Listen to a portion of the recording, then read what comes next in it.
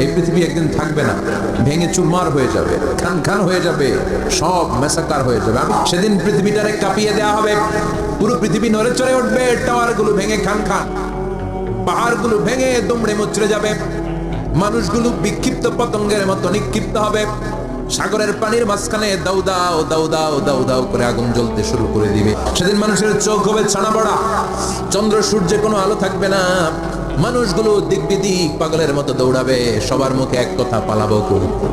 আকাশ আর আকাশ থাকবে না, কাগজ যেমনি আমরা এরকম ফোল্ড করে ফেলি, ভাঁজ করে ফেলি, মন চাইলে কাগজকে যেমনি আমরা এরকম হাতের মধ্যে গুটিয়ে নেই, সেদিন আকাশটারে হাতের মধ্যে গুটিয়ে নিবে কে?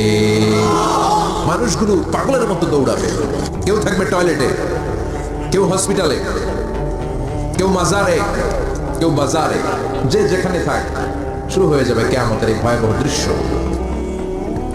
দুধের বাচ্চাকে রেখে দিয়ে মা দৌড়ে পালাবে। দুধের বাচ্চা রেখে মা কোথাও যায়? কলিজার টুকরা এটা, দুধের বাচ্চা, এটার ফেলে মা কোথাও যায় না। কিন্তু কিয়ামতের এই ঝাঁকুনির দৃশ্য দেখে, দুধের বাচ্চারে রেখে মা দেবে দৌড়। আমি থাকবো না, আপনি থাকবেন না, আমরা কেউই থাকবো না, থাকবে একজন, তিনি কে? এটার নাম কিয়ামত, যেটার ব্যাপারে বিশ্বাস না থাকলে ইমানের ঘাটতি চলে আসবে, ঠিক কিনা? তো সেই কিয়ামতের দিনটা কেমন হবে, এর দৃশ্যটা কিরকম হবে, এর নকশা খুব সংক্ষিপ্ত পরিসরে মাত্র 11টা আয়াতে আল্লাহ তুলে ধরেছে। আপনি মনোযোগ দিয়ে কানগুলো খরগোশের মতো খাড়া করে যদি কথাগুলো শুনেন, আপনার মনে হবে আপনি এখানে বসে কিয়ামত চোখে লাইভ দেখতেছেন। লাইভ আল্লাহ এমন ভাবে বলেছে, সুবহানাল্লাহ পড়া। তা আসুন আমরা সরাসরি কিয়ামতকে দেখে আসি, আসলে কিয়ামতটা কেমন বর্ণনা করছেন কে? আল্লাহ। সূরা বিকট আওয়াজ, এই বিকট আওয়াজটা তৈরি করার জন্য আল্লাহ তাআলা একজন ফেরেশতা তৈরি করেছেন, যার নাম হচ্ছে ইসরাফিল। নাম কি? আমাদের মধ্যে অনেকের নাম কিন্তু আমরা ইসরাফিল রাখি, তাই না? ইসরাফিল আছে না নাই? আজরাইল কিন্তু রাখে না, ডরে। কেন রাখে না? ভয় পায়। কিন্তু ইসরাফিল আছে, আমার পরিচিত অনেকে আছে ইসরাফিল।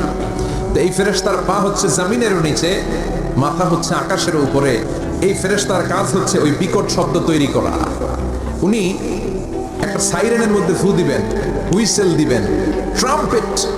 ওই ট্রাম্পেটে, ওই সাইরেনে, ওই হুইসেলে ফু দিলেই শুরু হয়ে যাবে আল কারিয়া, মাল ওয়া মা আদরাকা মাল। এই ফেরেশতার দায়িত্বই হচ্ছে ওই বাঁশির মধ্যে ফু দেয়া, হুইসেল, সাইরেন, ট্রাম্পেট। আরবিতে এটাকে বলা হয় আসুর। ইদা নুফিখা ফিস সূরি নাফখা ওয়াহিদা, যখন তিনি ওই সিংহে একটা ফু দিবেন, সব লন্ডভন্ড হয়ে যাবে, কিচ্ছু খুঁজে পাওয়া যাবে না। আল্লাহ ওনাকে তৈরি করেছেন শুধু এই হুইসেলের মধ্যে, বাঁশির মধ্যে 3টা ফু দেওয়ার জন্য। কয়টা? উনি সৃষ্টির শুরু থেকেই এই বাঁশিটাকে 2 ঠোঁটের মাঝখানে রেখে আল্লাহর আরশের দিকে তাকিয়ে আছে, and just waiting for the green signal. আল্লাহর পক্ষ থেকে সবুজ সংকেতের অপেক্ষায়। যখনই আল্লাহর অর্ডার করবেন, তখনই শুরু হয়ে যাবে আল কারিয়া, মাল ওয়া মা আদরাকা মাল। সৃষ্টির শুরু থেকেই ইসরাফিল ফেরেশতা বিশাল সিংহাটাকে 2 ঠোঁটের মাঝখানে করে আরশের দিকে তাকিয়ে আছে, কখন আল্লাহ অর্ডার দিবে। অর্ডার দিতে দেরি, ফুৎকার দিতে দেরি নাই, ঠিক কিনা? বিকট আওয়াজ, গগন বিদারী শব্দ, প্রচন্ড একটা সাউন্ড, জাইগান্টিক সাউন্ড, যে আওয়াজ, যে শব্দ কেউ শুনে না। এই জন্য আল্লাহ বললেন, সে আওয়াজটা ভয়ঙ্কর আওয়াজ। এটা বজ্রপাতের মতো না, এটা ট্রাকের টায়ার পাংচার হলে যে আওয়াজ হয় ওই আওয়াজের মতো না, গ্যাসের সিলিন্ডার ব্রাস্ট হয়ে গেলে যে আওয়াজ হয় ওই আওয়াজের মতো না, প্রাইমারি স্কুলে দপ্তরে যখন ছুটির ঘন্টা বাজায় ওই আওয়াজের মতো না। ওই আওয়াজটা এমন আওয়াজ, ওই আওয়াজ পৃথিবীর কেউ শোনে নাই।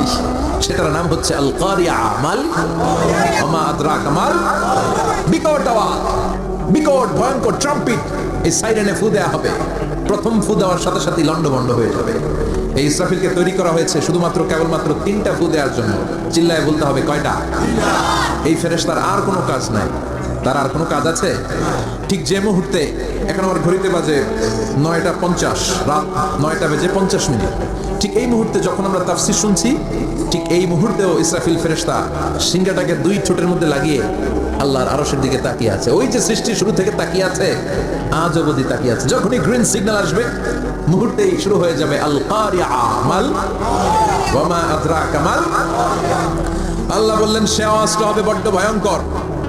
প্রথম ফুৎকার যখন দেওয়া হবে, এটার বলে নাফখাতুল ফাজা। দুনিয়ার সব মানুষগুলো অবাক হয়ে যাবে। পুরো পৃথিবীটা কেঁপে উঠবে, পৃথিবীর বিল্ডিং গুলো দুমড়ে মুচড়ে পড়বে, পৃথিবীর বড় বড় যত পাহাড়গুলো আছে তুলার মতো বাতাসে পাহাড়গুলো তুলিত হতে থাকবে। আল্লাহু আকবার।